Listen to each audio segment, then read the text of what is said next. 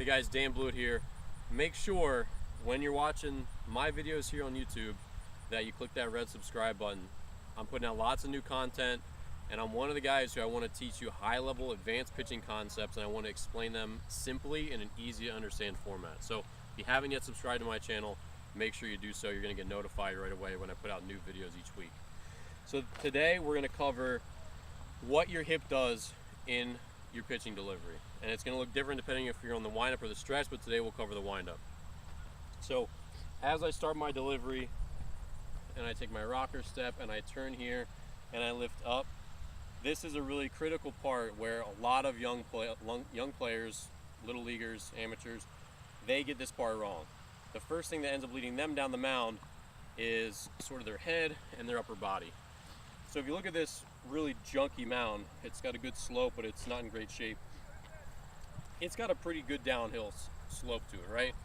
So if I practice the way I do on flat and I don't use my hip the way we're about to discuss, if I follow the mound down, I'm going to have downhill shoulders like this because the mound slopes that way.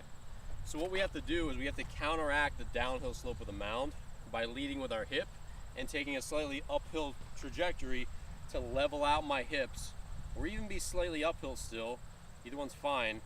But again, we have to counteract that downhill of the mound, so then when it's go time, we can shift all of our weight on top of the ball, just like if we were gonna punch or hit, anything like that. When you're hitting, if you're on your front foot, you lose all your power, right? You can flick at the ball, and if you're hitting a punching bag and you're on your front foot, you can't hit nearly as hard. So you have to keep your weight back, and the way we do that as a pitcher is by leading with our hip. So what that looks like, if I'm gonna do this in slow motion, it's gonna look something like this. And everyone's a little bit different, but basically as our leg comes up, it starts to go down.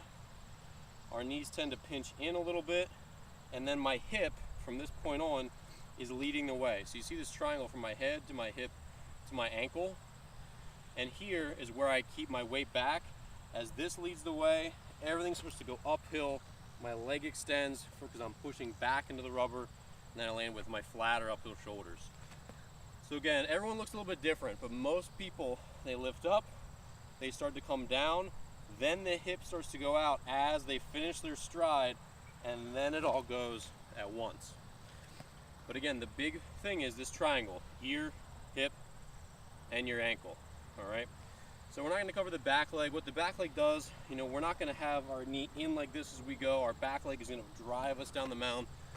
But again, for today, just make sure, because one of the most common things I see with new young pitchers that I work with in lessons is they have downhill shoulders when they land. And when you have downhill shoulders, you don't have a front side to then pull down with and rotate and shift weight with. When you have any amount of downhill shoulders, now my front side has to clear early, and I tend to get on the side of the ball. So if you're a young player and you tend to throw a little bit sidearm, that's probably one of the reasons. It's almost always the biggest reason, because when you get down here, I can't get on top of the ball because I'm already down, I'm already up on top of it. So now, like, this doesn't make any sense. Biomechanically, my body's just gonna go boom, it's gonna spin at the hips, and my arm's gonna go with it. It's the most efficient way to do it that way when you're doing a not very efficient movement. So when I can land with shoulders level, now my glove arm's gonna fold in, I'm gonna get to use my front side, my trunk, my hips, and drive the ball down and get good downhill angle on it and as much velocity as I can. So again, it all starts from here. So the hip leads us, the ear is up, the back ear's back. So if you kind of think about, if you had water in your ear, like swimming at the pool, that's a good way to kind of conceptualize what happens at first.